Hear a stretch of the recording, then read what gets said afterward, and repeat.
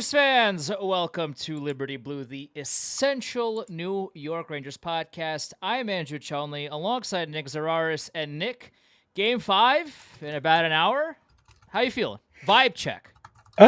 Fine. I thought after the first 10 minutes on Saturday, they largely played fine. That game was won on the margins. Like the rest of the games in this series, going into that game, it was 8-6, even strength, 6-on-6 if we're being technical, because two of the Carolina goals were empty netters.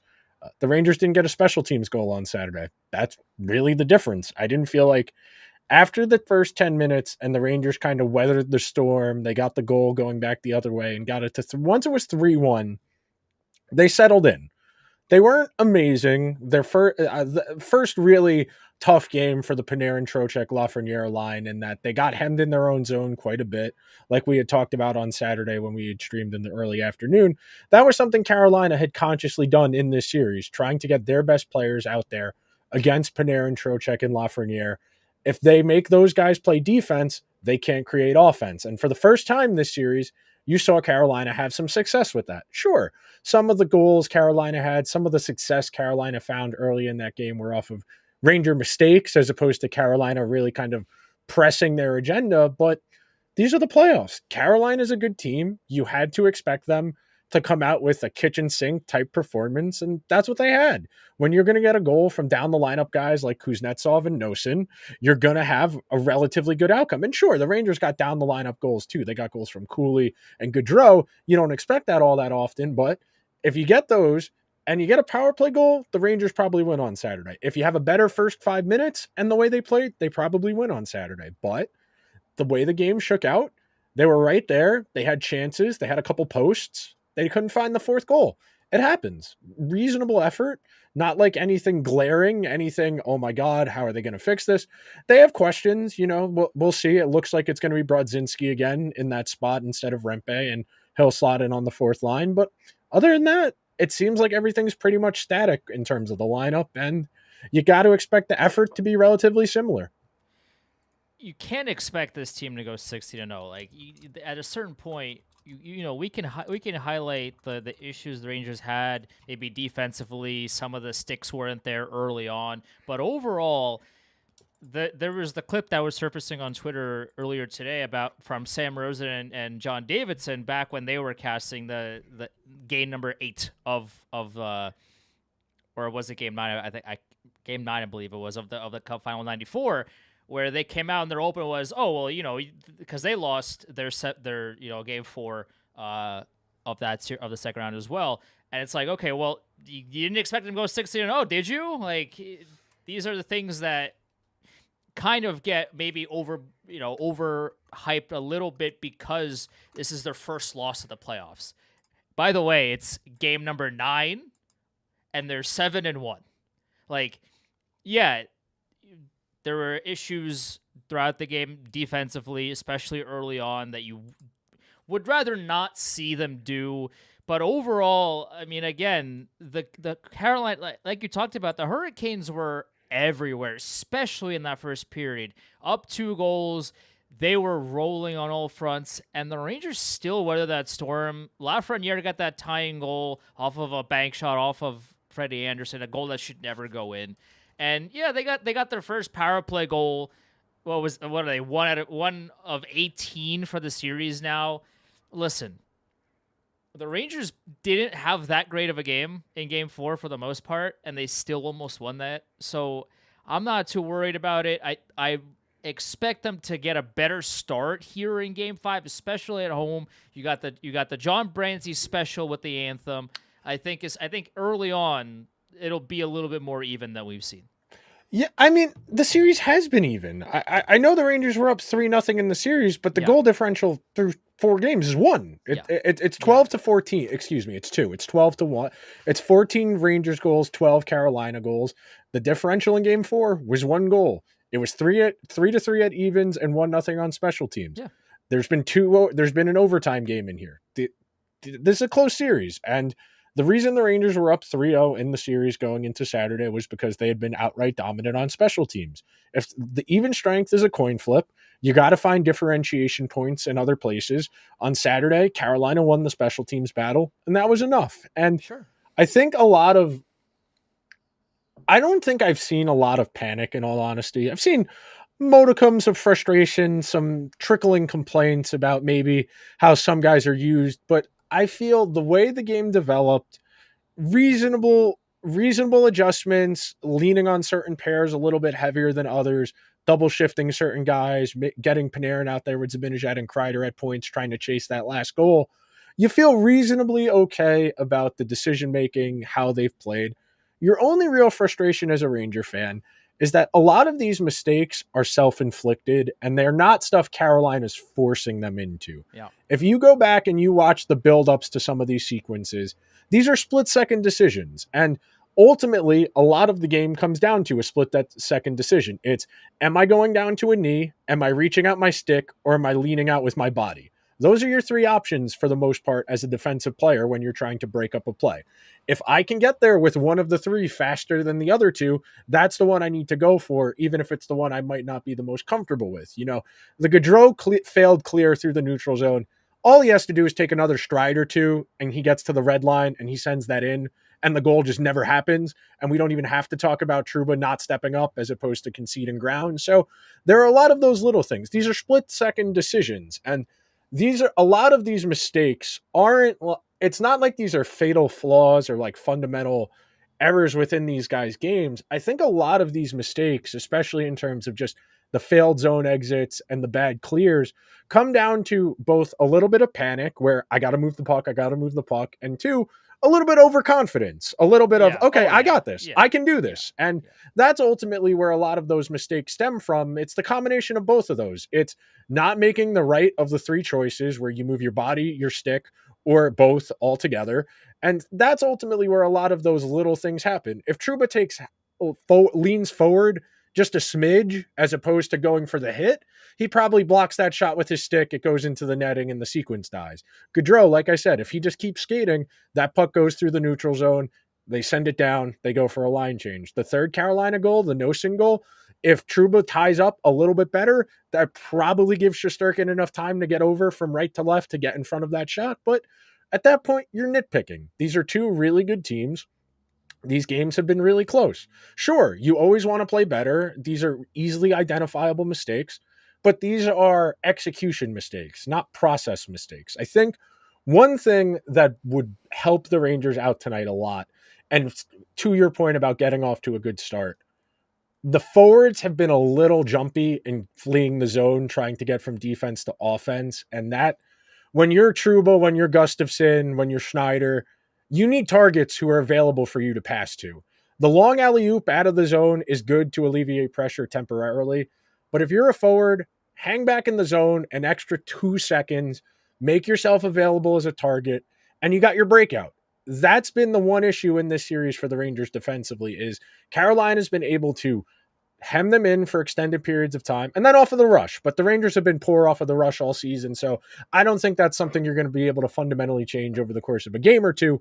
But it is something I think the breakouts is more easily correctable than the rush defense because the rush defense has been an issue all year, whereas the breakouts have largely been solid this year. Think of it this way.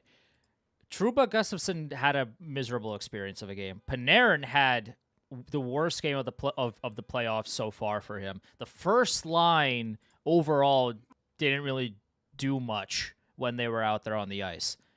And the Rangers still only lost by a goal. And even then, the special teams didn't get much done. Power play didn't get going. The late Brady Shea goal in the power play, their first power play goal of the series, that ended up being the game decider. A lot of things didn't go right for the Rangers in Game 4, and they still only lost by a goal. Keandre Miller, by the way, in Game 4, sensational defensively. There were numerous shifts where I saw his stick being active. His positioning was in the right spot. He had a really good defensive game from what I saw. And when so many of those things go right, and you're still tied with 3 minutes to go in the game until Brady Shea just happens to score, and then that's the game, like, that's really good. That's a really good sign that at the end of the day, Carolina had a lot of things go their way, and yet they still almost lost. That's good if you're a Rangers fan. Completely agreed in that respect. It's close. And one thing I think that's worth pointing out is that all season long, the Rangers have been a slow starting team. They have gotten better period by period over the course of the year. Pretty much all of the numbers bear that out, both in terms of goals and shots on goal. I jokingly tweeted the lean forward lock in graphic after the first period on Saturday because it's true. The Rangers stylistically, they just need to withstand that first period. If they're in the game after one, they can start to get their counterattack going. And it's twofold because once you get a lead, the other team I'm talking about, that changes how you're going to approach offense. You're going to be a little bit less risk averse. You're going to be a little more defensive. And that's going to play into what the Rangers want to do. The Rangers want to go from defense to offense quickly. And then when the third and fourth line are out there, they want to cycle you into a pulp. You get those two things going. You're giving the other team a variety of looks throughout your lineup. I think that's something that the Rangers in particular are a bit better suited for in the playoffs this year as opposed to some of the years past, where if they can't get their rush offense going, where they can't get the cross team pass, where they can't generate odd man rushes, it really feels like there's no consistent way for them to score. Whereas now, even if that Cooley, Wenberg, Kako line isn't putting the puck in the net a whole lot, they aren't. They're still maintaining possession. They're still putting pressure on the other team. The Rangers aren't playing defense when those guys are out there. And that's mitigating risk for the Rangers when you have that out there. And even Gaudreau, Veazey, and whomstever as the fourth guy have done a reasonable enough job of that, of just holding the puck in the other team's offensive zone for extended periods of time and forcing them to play defense. That is why this series has been as close as it is, even though Carolina's had the puck a lot more. The Rangers have been able to capitalize on the opportunities they've had. Like you mentioned, the Lafreniere bank goal off of Freddie Anderson. Hank had a really good segment about that on the TNT broadcast about the goalies being a little wonky on the post. And if you haven't seen it, I highly recommend checking it out. But when you have these opportunities, you got to pounce. And the thing I will point out to you as a Ranger fan, you felt Carolina get a little bit nervous there. Yeah. That puck goes in off of Freddie Anderson's back. Freddie sulks down to the ground like, shit, I can't believe I let that in. Everybody starts looking around at each other, and the Rangers are all looking up and down the bench at each other, giggling like, okay, one more, we win this game, we win the series. That is something I don't think you can put a label on. I think the Rangers have had so much confidence this regular season, these playoffs, whereas Carolina, especially going into that game 4, felt a really heavy burden of, we don't win this game, this team is going to look very different in 2 months. Hell, Rod might not even be the coach if this goes this way. So I think the stakes are obviously high. These are the playoffs, but for this Carolina iteration specifically, they realized they got 7 or 8 unrestricted free. They've got 4 or 5 unrestricted free agents, 3 or 4 restricted free agents. The coach is a free agent. If they go out in 5, they have real question marks as a franchise. So I expect Carolina to be desperate again. It's just a matter of, can they maintain that intensity? Because you saw on Saturday, ton of intensity in the first, but once they got out to that lead, they dialed it back just a smidge. They weren't as aggressive trying to get that 4th goal until late when they eventually won. And that benefits the Rangers, like we just talked about. The Rangers get better as the game goes along, and it helps them if the other team is a little bit less aggressive offensively. So stylistically and mentally, you have things working for your favor as the Rangers, regardless of the actual on-ice results. You have stuff that is working for you. Can we talk about Alexis Lafreniere for a second? Like, this dude, he just doesn't give a shit. This dude is like, he's on one right now. That's saying it mildly. Like, the Rangers had, and we talked to Sam Rosen before the season started, where the fundamental question that we asked is, can Lafreniere make that next step? Where is that first overall potential that the Rangers drafted him with? That was the whole thing. This guy was essentially the consensus number 1 pick. This is the next superstar, et cetera, et cetera. Coming into this season, there were some question marks. Like, where is this next step? Where is he going to go? Elevate his game. Not only has he done that in this playoffs, he's been at times their best player, period, besides Shesterkin, of course. He's been everywhere. His confidence is on another level.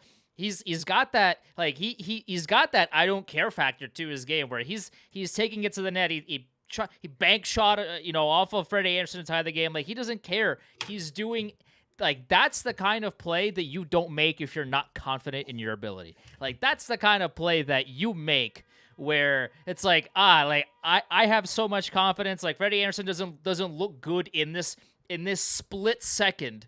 I'm gonna take advantage. I'm gonna shoot it off of his back and see what happens. It is so much fun to watch Alexis Lafreniere right now. Not only the way he's playing, but the way that he's acting on the bench, on the ice, before the game, after the game. He's a lot of fun. And that, I think, is having an effect on the entire bench. Of course, you saw the Blake Wheeler reaction when they won Game 3, where he was banging on the glass with Jonathan Quick. Like, all of that, we talk about the intangibles and all these things, but it does provide a boost to the team. When the vibes are so high, the mistakes don't feel as big. Oh, we lost the game? That's fine. We'll just win the next one. Oh, we're down a goal? Oh, that's fine. I'll just bank a shot off of Anderson's back. A tie game. Oh, it's fine. Like, the vibes are really high right now. The confidence is high right now. I want to see them keep it going here in Game 5. I'm trying to. There's I forget the exact way it's phrased, but someone like Lafreniere is, I don't want to say naive, but like he doesn't have a perspective of how difficult this is. Like he's been in the league he's been in the league 4 seasons. They've been to the playoffs 3 of the 4 years. He's played well in 2 of the 3 playoffs. And he's largely done it in a supporting ancillary role where he's not expected to do a whole lot. So whatever they get from him up until this year had largely been a bonus, but now he's got real expectations on him. But that naivety is interesting in that he really just does not care. You give him the puck, he's going to try and make something happen. And he's very he's very determined to get the puck to the net and just see what happens. And he's one of the few guys in this lineup that he's not trying to pick the corner on a particular grain of fiber on the net. He's just trying to put it on the goalie and see what happens. He's there trying to get a shot low so that way if it rebounds, trickles out, they have second chance opportunities.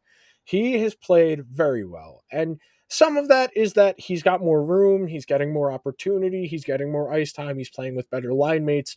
And of course, all of that is going to work for you. You get 2 more minutes a game of ice time at even strength almost entirely because the power play still doesn't get a ton of time.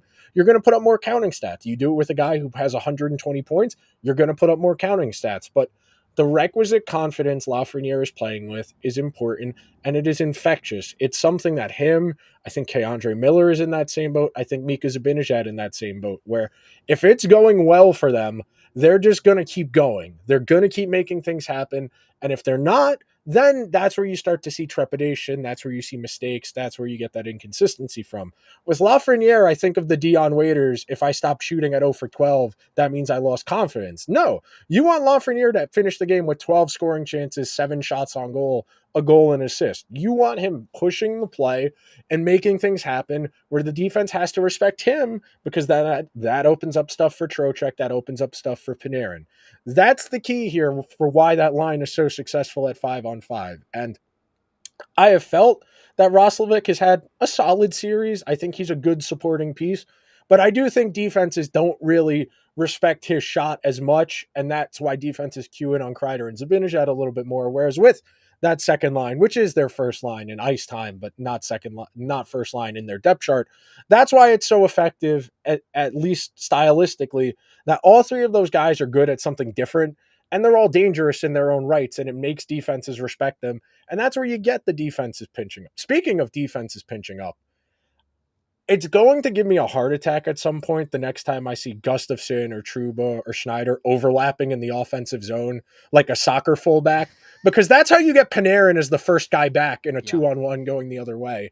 And I understand the defense being aggressive is a part of what makes them successful, but as a fan in a playoff series against a team that is faster than you are, God, does it make you uneasy watching Trouba make that run knowing, oh God, who's back? Panarin's the first guy back, and you got Panarin trying to break up a 2-on-1, which is what happened at one point in the game the other day. So defensively, you can't tell them to not be aggressive, but maybe a little more choosy and when we're choosing to make some runs. And hell, it almost worked for Trouba. And that's the funny thing. If Trouba gets that redirect in the third period and they win that game, it goes into the category of Zibanejad passing in that 2-on-1 in game one of, haha, that was funny. Or Trouba going neck first into the glass in game two of, oh, he's so stupid, but they won the game. Whereas now they lost, and it's reasonable to say he was on the ice for two of the three goals against, three of the four goals against. He should be better. That's an understatement. Like, yeah, if you want to excuse that one play of he was trying to make an offensive play, it didn't work, and that cost him, I can live with that. These are situations where, again, there's split second. You make the decision to crash the net or attack in such a way that has Panarin playing defense on a 2-on-1. I can live with that in a series where you're up now 3-1. But these defensive issues, it's gonna be a little bit different now that they're in Madison Square Garden because the Rangers have their last change now. But in games 3 and 4, the Hurricanes pounced. Whenever Gustafsson and Trouba were on the ice, it was the top line always, for the most part. Rod knows, hey, this is not the best defenseman on the planet for the Rangers. We have to send out our best guys against those two because if we don't, then we won't have any room to maneuver. And that's what they did. And Trouba was on the ice. I think Gustafsson was on the ice for 3 of the 4 goals against as well. Didn't have a great defensive game. But again, at the end of the day, Panarin didn't have a great game. Trocheck didn't have a great game. Those guys were not fantastic. Power play didn't exist. The first line, in air quotes, didn't really do much offensively. A lot of things, it did not go the Rangers' way. And they still only lost by a goal. That, if nothing else, it should bode well for this team moving forward. I do worry the longer this series goes on about the Rangers' ability to match Carolina's tempo and intensity. I think most people would recognize Carolina is faster in terms of straight line speed, and they're definitely a little bit more of a physical team than the Rangers. And I think the longer the series goes, that does benefit Carolina. It's part of why wrapping this series up is the sooner, the better, because the more miles you run, and we talked about Saturday, the more games you play, the better the risk of injury, Sure. that type of thing. So wrapping it up is not as easy as it sounds. Carolina will be desperate. Carolina has shown a resourcefulness, and I know they were up 3-0, but I say again, this series has been that close, and special teams has largely swung it. I don't feel like this series is in the same boat as Edmonton, Vancouver, or Boston, Florida, where the officiating has been awful. I think it's just been bad as opposed to awful. I think guys on both teams have very liberally gone down easier than they should, trying to bait penalties. I think guys have lain in a heap like they're dead on the ground for longer than they needed to, trying to draw a penalty. I do think the fact that the power play has been so important in this series is definitely part of why you probably won't see as many penalties the longer this series goes on. That's something that statistically bears out that Coaches and players will tell you the same thing, that getting the 4th win is the hardest one to get. Yeah, it always is, because the other team is more desperate. Of course. And you can say, of course, well, the Rangers want to win too. And yes, desperation is always going to produce better results than comfort. It's just one of those things where when shit hits the fan, the team that needs it more will make weird things happen for them. And you think about it, some of those Carolina goals, the ugly rebound, the second chances, you get a Brady Shea point goal with traffic in front, all of that accumulated. And as we've said a few times, it took all of that for the Rangers to lose this game, in a game they didn't play particularly well. The Rangers did not play well, at least the first 25, 30 minutes of that game. Then they started getting their feet moving. They definitely put a little bit of pressure on them. They tied the game. To get it from 3-1 to 3-3, it sounds stupid to say that's an accomplishment, but it's proof of concept.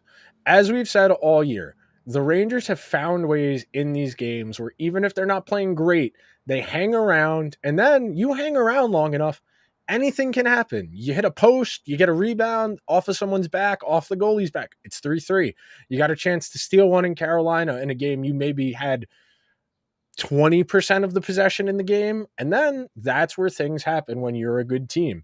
You can make your own luck, even if you aren't in that much of control, because the Rangers' high end talent, and the Rangers' high end talent has been okay in this series. You would like a little bit more from Adam Fox, but you probably feel he's at least a He's little bit vastly physically hurt. compromised. You feel you probably want a little bit more from Panarin, even though he's given you goals. Him and his line haven't been as good in this series as they've been earlier in the playoffs the rest of the season, but that's the benefit of having the 3-1 lead. You have room, you have margin for error. So it was so important you took care of business as early as you could. Now, I'm not saying you fuck around and you let this get to 4-2, 4-3, but they have more than enough leeway here where even if they get off to a slow start tonight, they'll have last change. The longer the game goes on, that has historically favored the Rangers this season. That works for you. Your goal is just not letting this game get out of hand in the first period. And for a minute there, it did look like the game was going to get out of hand on Saturday. And that was really the first time all playoffs the Rangers have faced real adversity. But they weathered the storm. They got it to 3-1 at intermission. They had a chance in that game, and they wore Carolina down, and they got it to a tie. You got it to a coin flip after trailing for the vast majority of the game. That is something you can't replicate. That is something that really reflects well on the character of this group. And the other thing, it's really good to see the coach recognize my one defensive pair is getting killed out there. I'm going to start skipping them every now and then because Yep. I can't afford to have them out there. I think we've seen Laviolette not be quick on the trigger, but have a reasonable understanding of the temperature. Maybe, and this is a me thing, maybe I would have used a timeout somewhere in there earlier in the game at 3-1 because the tempo was getting a little away from them. I understand coaches are a little more reticent to use their timeout now because it's associated with the challenge. If you don't have the timeout, you can't challenge. But other than that, you feel like he's got a really good pulse on the group. If you saw the Rempe quotes today about how he really does a good job of sitting down with guys and letting them know you're not going to play, but if something happens in warmups, you should be ready to go. Whereas the Rangers have operated in years past where guys wouldn't find they were healthy scratched until they came out of the locker room after they came back to the locker room after warmups and saw the lineup written on the dry erase board. So I think the coaching staff has a really good handle on these guys. And I think for the most part, these guys have shown a resilience that Rangers teams of years past just don't have mentally. It would have been very easy at 3-1 for that game to kind of get written off. For But sure. they chipped away at it, and they found a way to get back in it. Carolina made a couple mistakes, and you're right there in it at the end. That type of mindset is something you can't fugazi. And that's been the biggest difference between this Rangers team and Rangers teams of years past, where they have tried to bullshit their way through seasons, through playoffs with just their high end talent and just Shesterkin standing on his head. They've got the high end And talent. Lundqvist as well. Prior, we're talking about different windows here, Yeah. but they have shown a mental edge to their game in support of their talent that's allowed them to be President's Trophy good, as opposed to second place in the division, losing games in overtime, losing to, San Jose and Columbus and Ottawa and Anaheim and the dog shit teams because they've messed around for 3 periods. This team is fundamentally different in mindset, and it's why their talent has been so rewarded this year. That and it just feels like this team understands the assignment. They know, okay, if we let this slip to game 6, to game 7, that they don't want that, and they're gonna do their. I mean, this is gonna sound silly because I feel like every team that has a 3-0 lead doesn't want it to go 6 or 7 games, but like they have a fundamental understanding of what to do, what not to do, how to end this game, how to end this series as fast as possible, what to do in situation. Like they were down 3-1, like you said, they could have really spiraled out of control, and that game could have opened up, and that could have been a track meet of a hockey game. 3-1 down.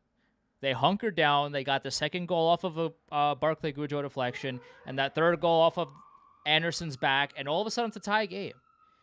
Off of, out of a first 20 minutes that didn't really look good for them at all. So so much of that is mental, like you talked about. It's very difficult.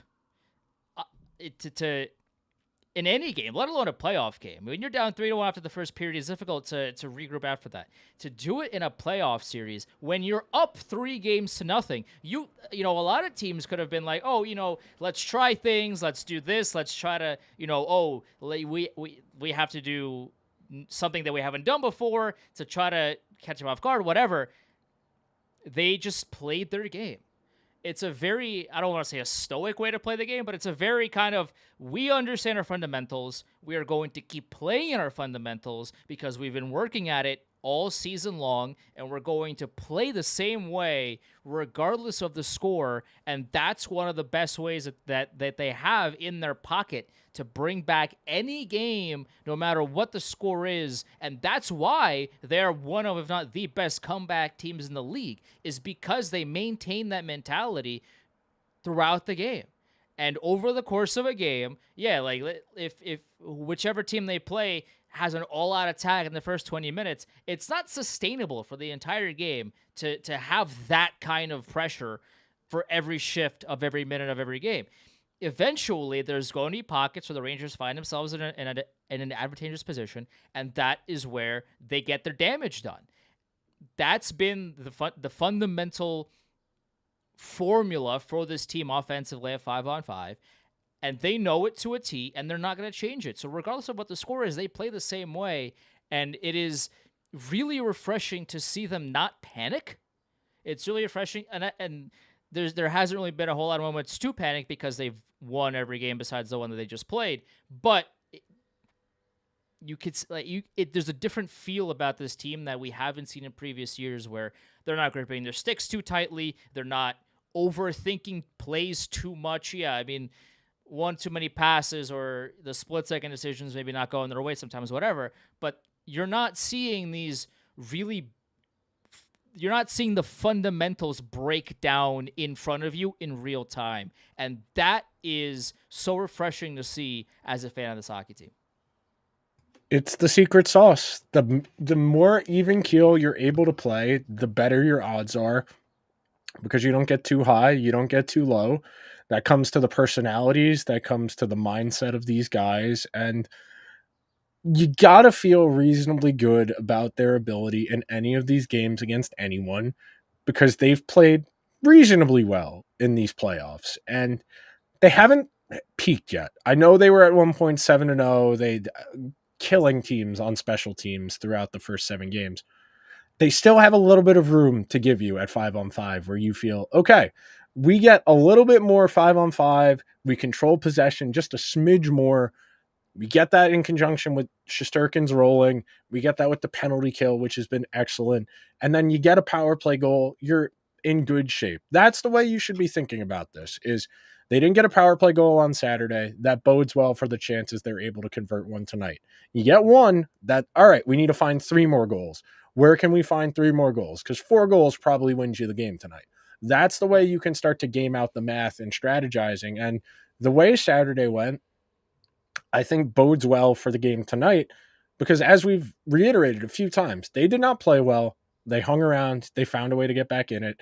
Tonight, get the crowd going. I know it's a Monday night. I know people will be a little tired, a little cranky. It's a Monday night. Loud, intense. First 5-10 shifts, probably a little bit slower than the game on Saturday, because typically speaking, the games always get off to a slower start here than they do on the road for whatever reason. The Rangers are able to match a little bit harder. These games, lots of icings, lots of pucks out of play. Play your matchups, get a feel for how the game is going to take shape, and then play the game as it comes to you. Not all 4 of these games have developed in the same shape. Some of them, Carolina's gotten out to the faster start. Some of them, the Rangers have scored first and gotten out to the faster start. So the Rangers are well equipped for most situations. They need to find a way to cut down on the mistakes because Carolina's too good. But other than that, man, we're talking about pinching a little late. We're talking about a backhand pass through the neutral zone. We're talking about a rebound. We're talking about a power play goal. Carolina's good. Carolina will score goals if you give them the opportunity. It's on the Rangers to score one more than they do, win the hockey game, and go on to the next round. It is that simple. They very well can do it. They are well equipped to do it. I would dare say they probably should do it tonight based on I everything would we've agree. seen because Freddie Anderson, tired, very clearly, not Doesn't look good 100%. either. He's been fine. I wouldn't say he's been great, but he's Yeah. been fine. I'm not saying he looks bad, but He's not the reason they're losing, but he's worn down. Yeah. He's tired. Yeah. It's been a long season. I know he was in a straight tandem down the back half of the season where he's playing every other day. In the playoffs, you go to a double overtime game, you're going to have a little bit more of a physical wall that next day when you get up. So it's understandable they went to Kochetkov, put pressure, force him to make saves, and see what happens. This is a Rangers team that is ready for this moment. It is simply a matter of executing. It's that simple. Yep. No, they have what it takes, and they know they have what it takes. It's just a matter of continuously applying that pressure until you find that gap, until you find that moment where you can attack. And yeah, again, I'm not saying Anderson's been bad by any stretch of the imagination, but he's been beatable. The bank shot, the couple of shots that maybe you'd like to have him stopped. I think the Panarin goal, I think it was in game 1 or was it game 2 that just kind of slipped through him. He hasn't been like Stuart Skinner bad, but he hasn't been Shesterkin good either to that extent. So if you just keep applying the pressure and you keep essentially peppering shots, almost like what Carolina is doing to Shesterkin, but maybe, have Anderson not see some of these, I think the Rangers are going to be fine. I'm not too worried about him right now. I'm seeing that Rempe is taking warm-ups and Brodzinski isn't. Whether or not that means he's going to play or not, don't know. But if you're going to sneak Rempe back in, I think you can get away with doing it here because you have last change and it's a little bit easier to hide him. I think same thing will be true of Gustafsson and Trouba, where you can protect them a little bit better by giving them more favorable matchups. Not warming up either. No, Heedle I didn't figure was going to play regardless. But if Rempe does draw back in, you can get away with it at home. I don't think you can play him in Carolina, but God willing, they take care of it tonight, and that's not a consideration to worry about. Hopefully they win tonight, get shit taken care of. You see how Boston and Florida is going. Those two teams, not for the faint of heart. It's definitely a little bit more violent over there than it is over here. Sure. The report, by the way, on Heedle is he's sick. He was sick, and now he's dealing with soreness that is, according to Molly Walker, unrelated to a concussion. So he's fine. Yeah. He would not have been classified day to day if it was anything serious. And that's why I think for once you can take the Rangers at their word when it comes to an injury in the postseason. Let's get everyone out of here. People got to go get their pregame rituals in. I need to eat. I need to go get a lift in. Well, we will talk to you probably some point later in this week, depending on how the series shakes out. Make sure you are subscribed wherever you get your podcasts. Leave the show a 5-star review. If you're watching over on YouTube, hit the subscribe button, hit the alarm bell, get a notification whenever a new episode or content goes out. Till then,